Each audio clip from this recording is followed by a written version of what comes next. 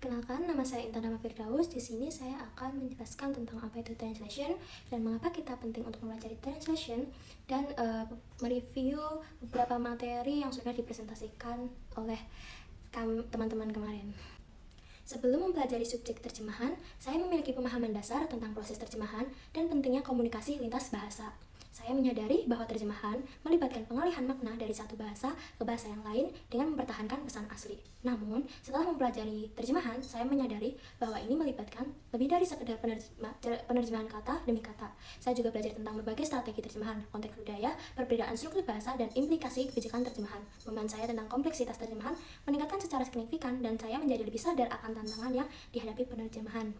Yang kedua, dalam pertimbangan terbaik saya, teori-teori dalam terjemahan adalah penting untuk dipelajari karena bahwa teori-teori ini itu memberikan kerangka kerja yang dibutuhkan untuk memahami proses terjemahan secara lebih mendalam. Misalnya, teori-teori seperti teori scope dan ketegasan, equivalence, dan teori yang membantu kita memahami berbagai pendekatan dan strategi yang dapat digunakan dalam terjemahan. Tanpa pemahaman tentang teori-teori ini, terjemahan mungkin menjadi kurang sistematis dan kurang efektif. Yang pertama adalah equivalence at word level. Equivalent at word level berkaitan dengan konsep bahwa satu kata dalam bahasa sumber bisa memiliki padanan kata yang setara atau tidak setara dalam bahasa target.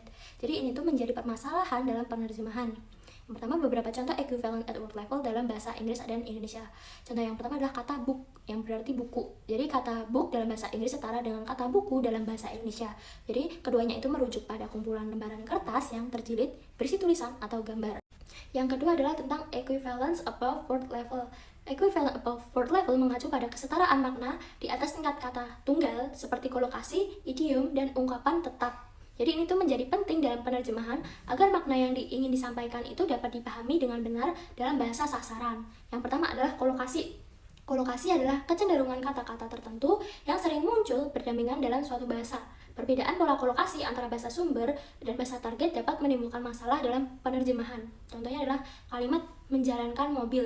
Dalam bahasa Inggris berarti memiliki dan menggunakan mobil. Tapi kalau dalam bahasa Indonesia, menjalankan mobil tadi itu berkonotasi mengemudikan mobil dengan kecepatan yang tinggi. Yang kedua adalah idiom. Idiom adalah ungkapan bahasa yang maknanya tidak dapat ditelusuri secara harfiah dari makna kata yang membentuknya. Contohnya adalah kalimat break a leg. Berarti kan semoga berhasil dalam konteks mengucapkan semangat sebelum suatu pertunjukan. Namun, kalau diterjemahkan dalam bahasa Indonesia, itu menjadi patahkan kaki, yang mana tidak masuk akal. Yang ketiga adalah ungkapan tetap atau fixed expression. Ungkapan tetap adalah frasa atau kalimat yang memiliki makna khusus dan tidak dapat diubah urutannya. Contohnya adalah once in a blue moon, yang artinya kan sesuatu yang jarang terjadi. Diterjemahkan secara harfiah, itu artinya kan sekali dalam bulan biru, yang mana tidak masuk akal. Ketiga adalah grammatical equivalence, yang mengacu pada kesetaraan tata bahasa antara bahasa sumber dan bahasa target dalam penerjemahan. Ini mencakup aspek-aspek seperti yang pertama adalah morfologi, mencakup masalah jumlah, gender, dan person. Yang kedua adalah sintaks, mencakup masalah seperti urutan kata, kalimat aktif atau passive voice, waktu, dan aspek. Beberapa contoh grammatical equivalence dalam kehidupan sehari-hari. Yang pertama adalah kategori jumlah atau number. Contohnya adalah one book dalam bahasa Inggris, yang artinya satu buku. Yang kedua, many books, yang artinya dalam bahasa Indonesia adalah banyak buku. Kategori yang kedua adalah gender. Dalam bahasa Indonesia tidak ada pembedaan gender seperti dalam bahasa Prancis. Contohnya adalah les filles atau maskulin, anak laki-laki. La fille itu feminim atau anak perempuan. Yang kategori ketiga adalah person. Contohnya adalah I read a book. Itu adalah I itu kata tunggal. Yang contoh kedua adalah tenses dan aspek. I read the book. Itu kalimat tersebut adalah past tense atau bentuk lampau. Yang kelima, passive voice atau aktif. Contohnya adalah I read the book, yang mana kalimat itu adalah aktif atau yang artinya buku itu saya baca. Jadi dalam penerjemah harus memperhatikan kesetaraan tata bahasa antara dua bahasa agar makna tersebut itu dapat disampaikan dan terjaga. Terkadang perlu penyesuaian karena perbedaan sistem gramatikal antara bahasa sumber dan bahasa target. Pemahaman mendalam tentang masalah gramatikal equivalent sangat penting agar penerjemahan itu menjadi akurat. Yang keempat adalah textual equivalence cohesion, yang mengacu pada kesetaraan dalam hal keterpaduan dan kesinambungan antara bagian-bagian teks sumber dan teks sasaran dalam suatu penerjemahan. Jadi ini tuh penting agar teks terjemahan dapat dipahami sebagai satu kesatuan yang utuh dan runtut. Cohesion dapat dicapai melalui berbagai perangkat kohesi, antara lain yang pertama adalah reference yang mengacu pada penggunaan kata ganti atau kata petunjuk untuk menghubungkan bagian teks. Contohnya adalah, tadi pagi saya membeli buku baru. Buku itu sangat menarik. Jadi buku itu mengacu pada buku baru yang sudah disebutkan oleh sebelumnya. Yang kedua adalah elipsis, panggilan kata atau frasa yang sudah dipahami dari konteks untuk menghindari pengulangan. Contohnya adalah, apakah kamu membeli roti? Jawabnya, ya, saya membeli. Membeli apa? Membeli roti itu tadi. Yang ketiga adalah konjungsi, penggunaan kata hubung untuk menghubungkan klausa atau kalimat. Contohnya adalah, saya ingin pergi ke toko buku, tetapi hujan lebat. Konjungsinya adalah kata tetapi. Selanjutnya adalah kohesi leksikal, penggunaan kata-kata yang berhubungan secara makna, sinonim, antonim, hiponim, atau repetisi. Contohnya adalah, anjing adalah hewan peliharaan yang setia, binatang itu sangat menggemaskan.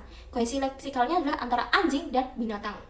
Yang selanjutnya adalah substitusi, pergantian kata atau frasa dengan kata lain untuk menghindari pengulangan. Contohnya adalah, bukunya bagus sekali. Satu seperti itu juga yang saya inginkan. Jadi perangkat-perangkat kohesi ini membantu menciptakan keterpaduan dan kesinambungan dalam teks terjemahan agar pesan dan makna teks sumber dapat tersampaikan dengan baik. Penerjemah harus memastikan kesetaraan penggunaan perangkat kohesi tersebut antara teks sumber dan teks sasaran. Yang kelima adalah textual equivalence yang mengacu pada kesetaraan atau kesepadanan antara teks sumber dan teks sasaran, terutama dalam penerjemahan atau interpretasi. Kesetaraan ini dapat melibatkan berbagai aspek seperti leksikal, gramatikal, semantik, dan pragmatik. Dalam materi ini, textual equivalence difokuskan pada struktur tem dan struktur informasi. Yang pertama adalah thematic structure, struktur tematik yang mengacu pada bagaimana pembicara mengatur informasi dalam pesannya. Jadi theme adalah inti dari klausa yang biasanya muncul di awal kalimat atau paragraf sebagai titik awal diskusi. Contohnya adalah kata kalimat, kakakku pergi bekerja pagi ini. Jadi theme-nya adalah kakakku dan rem-nya adalah pergi bekerja pagi ini. Yang kedua adalah struktur informasi yang mengacu pada status khusus yang diberikan pada bagian klausa tertentu. Rim-nya adalah bagian yang memberikan informasi baru yang biasanya mengikuti theme dalam urutan kalimat. Contohnya adalah dalam bahasa Indonesia, kemarin saya membeli buku baru yang sangat menarik. Jadi theme-nya di sini adalah kemarin saya memiliki buku baru dan rim-nya adalah sangat menarik. Jadi mencapai kesetaraan struktur tem dan struktur informasi antara teks sumber dan teks sasaran penting agar pesan dan penekanan yang ingin disampaikan dapat dipahami dengan baik oleh pembaca atau pendengar sasaran. Jadi, dalam penerjemahan, penerjemah harus memperhatikan kesetaraan dalam mengatur informasi lama dan informasi baru, serta titik awal diskusi atau theme dan penyampaian informasi baru atau rim agar kesepadanan teks dan dapat tercapai dengan baik. Mungkin itu saja yang dapat saya sampaikan. Atas waktunya terima kasih.